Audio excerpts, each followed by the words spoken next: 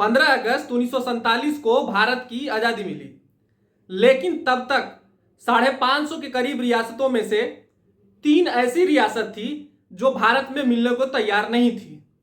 एक था जूनागढ़, दूसरा था J&K जम्मू कश्मीर, तब कश्मीर कहा जाता था, और एक था हैदराबाद का निजाम।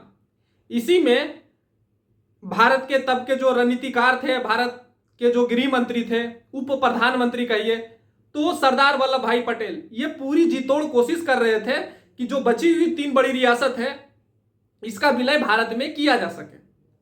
तो गुजरात, अभी का जो गुजरात है, वहां पर एक जूनागढ़ रियासत थी।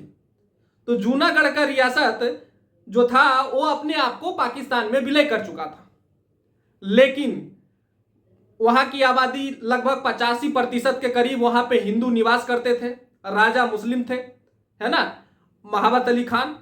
और जो सबसे बड़ी बात थी वो ये थी कि पाकिस्तान में विलय की घोषणा ये कर चुके थे, पाकिस्तान ने एक्सेप्ट भी कर लिया था।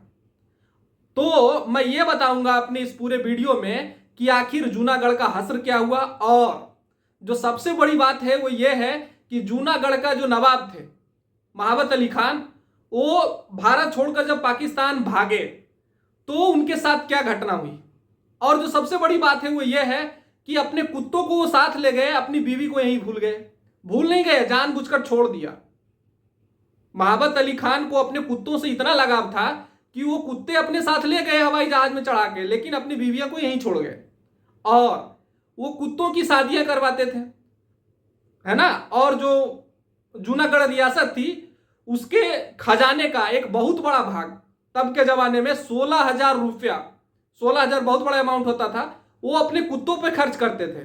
और कुत्तों की जो घर थे जहां पे वो कुत्ते रखते थे, उसके घर में ना सिर्फ वो टेलीफोन, मतलब टेलीफोन की सुविधा तार तक होती थी, और बहुत सारी ऐसी सुविधा, सारी आधुनिक सुविधा थी, और एसी जैसा व्यवस्था था कुत्तों के लिए। तो मैं जूनागढ़ के जो नवाब हैं उनके बारे में बताऊंगा, साथ ही साथ मैं ये बताऊंगा जब वो अपने बीवी को भूल गए तो उनके साथ हश्र क्या हुआ, उनकी बीवी के साथ क्या हुआ, वो पाकिस्तान किन परिस्थितियों में भागे, वो कुत्तों के कितने बड़े प्रेमी थे। तो ये सारी चीज मैं आपको बताऊंगा। तो 15 अगस्त 1947 तक 3 रियासतें भारत में मिली नहीं थी। आपको पता है कि ऑपरेशन पोलो करके हैदराबाद का जो निजाम था उसको हराया गया और हैदराबाद को भारत का हिस्सा बना लिया गया। कश्मीर वाले आपको पता ही है कि जो वहां के राजा थे हरि सिंह, तो वो अपने आप को एक इंडिपेंडेंट देश के रूप में रखना चाहते थे। भारत ने एक तरह से कुछ किया भी नहीं था उनको, लेकिन पाकिस्तान की उनपे आंख थी, चूंकि वहां पे मुस्लिमों की आबादी ज्यादा थी। ये नहीं कह सकता कि बहुत बड़ी आबादी मुस्लिमों की थी, लेकिन हाँ, कंपेयर टू हिंदू मुस्लिमों की आबादी वहां पे ज्यादा थी। राजा हिंदू था, राजा हरि सिंह, तो वहां पे उसने अटैक किया, सारी चीजें हुई। अभी तक वो समस्याएं है ही कुछ हद तक, लेकिन अब वो हमारे भारत का हिस्सा बन चुका है, आर्टिकल 370 हट चुका है, आपको ये बात भी पता ही है। पर अभी भी जम्मू कश्मीर का कुछ हिस्सा पीओके पाकिस्तान के कब्जे में है, आज नकल वो भी हम अपने पास ले ही लेंगे। तो वो बात हो गई। जूनागढ़ जो था, जूनागढ़ अभी का गुजरात का इलाका है ना, गुजरात राज्य में पड़ता है।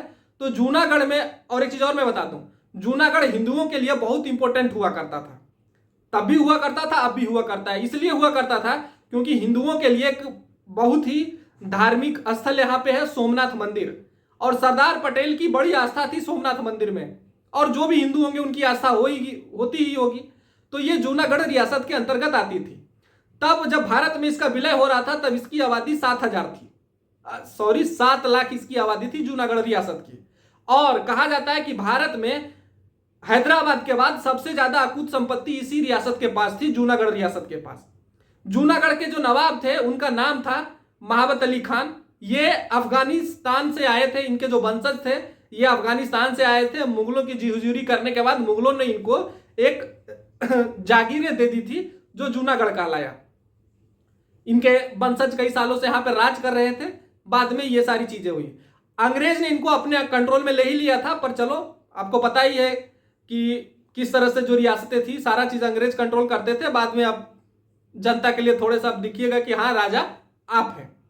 तो जब ये सारी चीज हो रही थी तो उनके एक मंत्री थे शाहनवाज भुट्टो।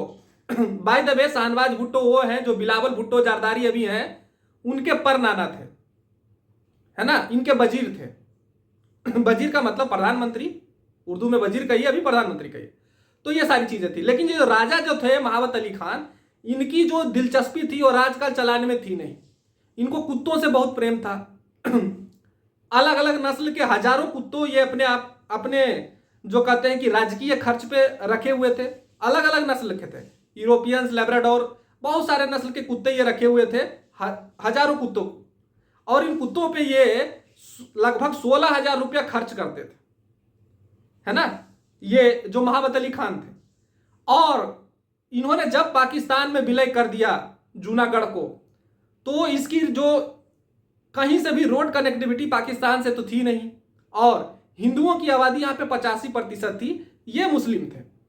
जब इतनी सारी चीजें थी, कहीं ना रोड कनेक्टिविटी ना कुछ थी, चारों ओर से कोई मुस्लिम रियासत थी नहीं, जिन्ना ने हाथों हाथ एक्सेप्ट भी कर लिया था कि यह पाकिस्तान का अंग है। लेकिन यहां पर जो हिंदुओं की आबादी थी उसने इसका विद्रोह कर दिया एक तरह से, और वो कतई पाकिस्तान में मिलना चाहते नहीं थे। हालांकि भारत सरकार वेट एंड वॉच की स्थिति में थी। बीपी मेनन को भेजा गया सरदार पटेल की ओर से कि भाई ऐसा नहीं हो सकता कि यह पाकिस्तान का हिस्सा बन सकता है, ये भारत के ही अंग रहेगा। तो राजा से मिलने भी नहीं दिया गया, जो नवाब थे उनसे मिलने भी नहीं दिया गया। बाद में स्थितियां ऐसी बनी कि भारतीय सेना इनके रियासत में घुसने लगी। जब ये माने नहीं तो फिर आने लिए क्या हो सकता है, लोगों ने विद्रोह कर दिया। स्थिति ऐसी बन गई कि भाई राजा का कुछ भी हो सकता है, मतलब राजा को कुछ भी हो सकता है। फाइनली क्या हुआ कि 22 अक्टूबर 1947 को जो राजा थे महाबत अली खान, इनकी 9 बीवियां हुआ करती थी लीगली। इलीगल तो समझ ही रहे हैं कि उसके राजा है, उनके क्या ही बोल सकते हैं। तो 9 बीवियां हुआ करती थी। अब क्या हुआ कि जब ये वहां से जाने लगे, इनको पता चला कि भाई सेना आ रही है। तो सेना आ रही है तो भाई पाकिस्तान में आपने विलय किया है, पाकिस्तान भागने के लिए तैयार हो गए। हवाई जहाज इनका अपना था, ये उड़ रहे थे वहां से, और वो जो ले जा रहे थे हवाई जहाज में वो अपने थे। इनकी 9 बीवियां थी, इनकी बीवी भी थी, और जो अकूत संपत्ति थी उसमें से कुछ भाग, है ना, हीरे जवाहरात भरे हुए थे। और जो सबसे बड़ी बात है, अपने कई प्रिय कुत्तों को भी साथ लेके जा रहे थे ये। तो जब वहां पे ये चढ़ी, इनकी एक बेगमें छूट गई। एक बेगम जो चढ़ी, वो 2 बेगम ही थी, अपनी बच्चियों को लेकर इस तरह की स्थितियां बन गई कि भाई एक बच्ची ही छूट गई बेगम की। तो बेगमें उतरी वहां पे बच्चियों को महल से लाने के लिए। तो इसी क्रम में महाबत अली खान ने कहा कि बेगम उतर गई है, कोई बात नहीं, इसको रहने दो, है ना, बेगम तो फिर पाकिस्तान में मिल जाएगी, मतलब बेगमें पाकिस्तान में भी मिल सकती है, नई बेगम जो भी है, और इनके स्थान पे जो जगह खाली हुआ है कुत्तों को भर दो। तो बेगमों के सीट पे कुत्तों को भरा गया, और बिना बेगम के आए हुए, मतलब इनकी बिना बीवियों के आए हुए ही एरोप्लेन उड़ी, और बेगम के जो सीट थे वहां पे कुत्तों को भरा गया। तो ये जो महाबत अली खान का इतना प्यार था कुत्तों से कि अपने बीवियों को छोड़ दिए वहां पे और कुत्तों को ले गए। और जब इनकी रियासत थी, जब ये राजा थे, तो इन्होंने क्या किया, इन्होंने कुत्ते और कुत्तियों की शादी करवाई।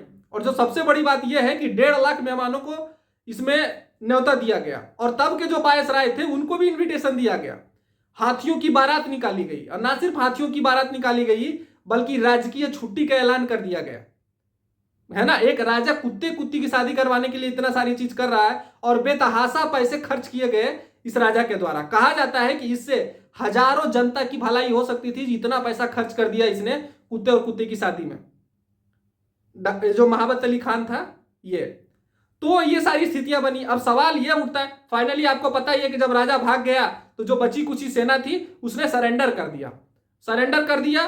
भारतीय जो वहां पे जनमत संग्रह हुआ, ज्यादातर लोगों ने भारत के सपोर्ट, ज्यादातर लोग क्या ही कर सकते हैं, 99% लोगों ने भारत के सपोर्ट में वहां पे जनमत संग्रह किया।